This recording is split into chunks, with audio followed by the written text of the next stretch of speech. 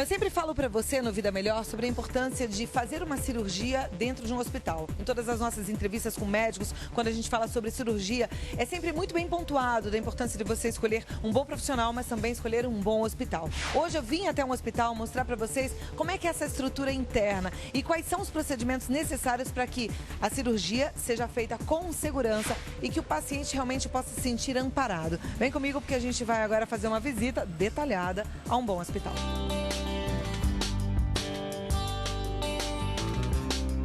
Doutora, a gente sempre fala no programa que é importante escolher um hospital na hora de fazer um procedimento cirúrgico.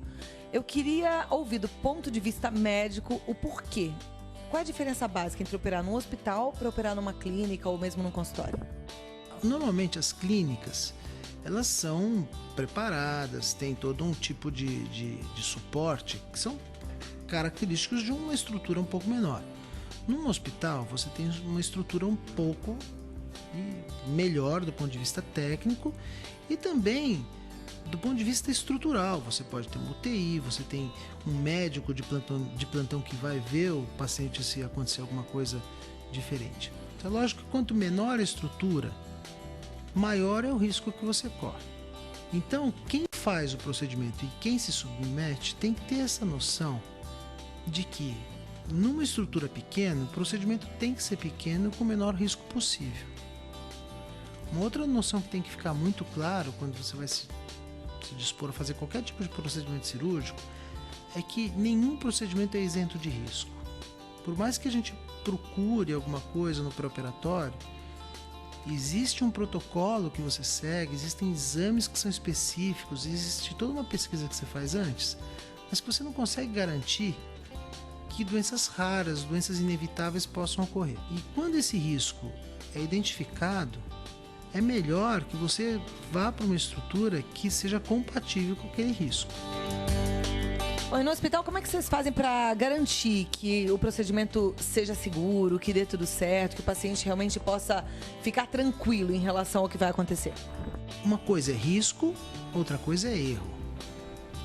Uma coisa é uma complicação inerente ao procedimento, você ter um hematoma, um sangramento, outra coisa é você fazer o procedimento errado ou você não tomar algum cuidado que você precisava tomar. E toda a estrutura hospitalar visam basicamente tentar controlar esses riscos da melhor forma possível.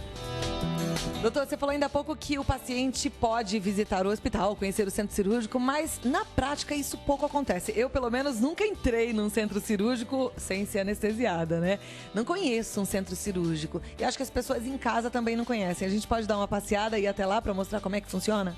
Lógico, mas você se prepara, porque você vai para esse ambiente que a maior parte das pessoas acha hostil, mas que o cirurgião acha que é o lugar mais tranquilo do mundo.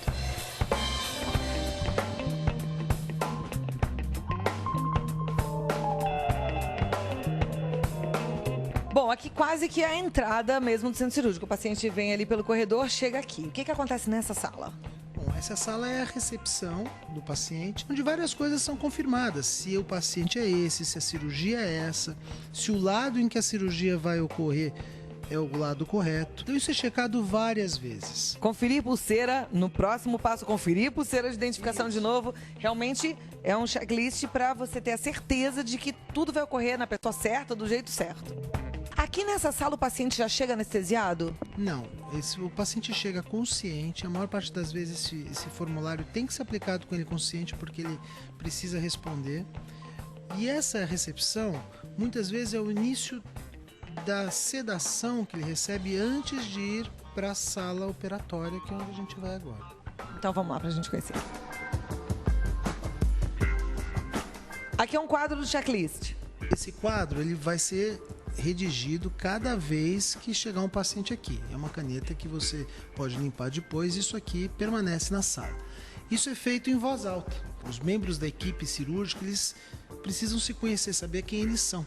E nesse conhecimento também faz parte a entrevista com o paciente. Então, em voz alta mesmo, a gente pergunta se o paciente é esse mesmo, se ele tem, qual é a lateralidade, qual é a área em que vai ser operada, se tudo que eu preciso para fazer a cirurgia está na sala.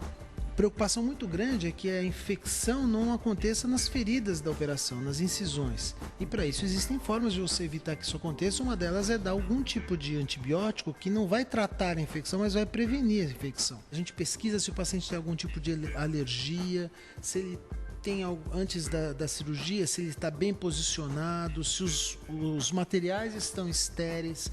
Vocês percebem que são inúmeros passos. E cada passo corresponde a um risco.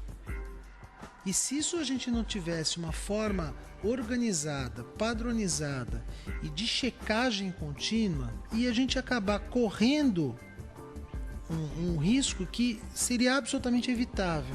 Ótimo exemplo, inclusive, para outros hospitais de outros estados. A gente sabe que o nosso Brasil é enorme, está aqui um método simples e realmente muito útil e importante.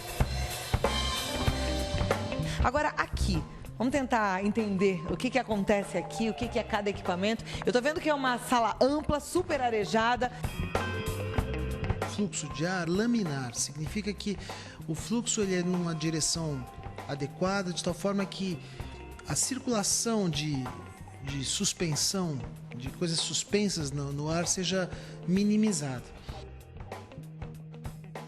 Os monitores têm algumas coisas obrigatórias. Eu preciso saber como estão os batimentos cardíacos, preciso saber como é que está a saturação do oxigênio no sangue, preciso saber de forma contínua como é que está a pressão arterial do paciente. O carrinho de anestesia, ele vai fazer a ventilação. Por vezes ele também, nessa ventilação, junto com o oxigênio, junto com o nitrogênio, junto com os gases próprios do ar, ele vai regular a saturação de oxigênio que tem nessa mistura. E mais, existem alguns tipos de anestésico que são inalatórios. Os riscos anestésicos no país em desenvolvimento chegam a ser 1000 vezes maiores do que os riscos anestésicos nos países já desenvolvidos. E parece que não, então é por causa do equipamento? Não, não é por isso. É porque eles se precavêm contra as coisas que podem acontecer. São pacientes que têm dificuldade para serem intubados ou que durante a intubação eles não têm jejum adequado, eles vomitam e aspiram. E isso são coisas que parecem muito simples, mas que são gravíssimas. Então tudo isso a gente já pode se prevenir antes. Se você olha o paciente, você tem condição de saber se a intubação vai ser difícil ou não. Nesse sentido, também é muito importante a conferência da barreira asséptica, ou seja, se o material está corretamente esterilizado, existem para isso marcadores próprios dentro das caixas estéreis e faz parte do nosso checklist lá também, você vê se o que a gente chama integrador, que é o marcador, ele está na coloração adequada, conferindo então, olha, isso realmente foi esterilizado de acordo. Isso tudo a gente tem que pensar antes.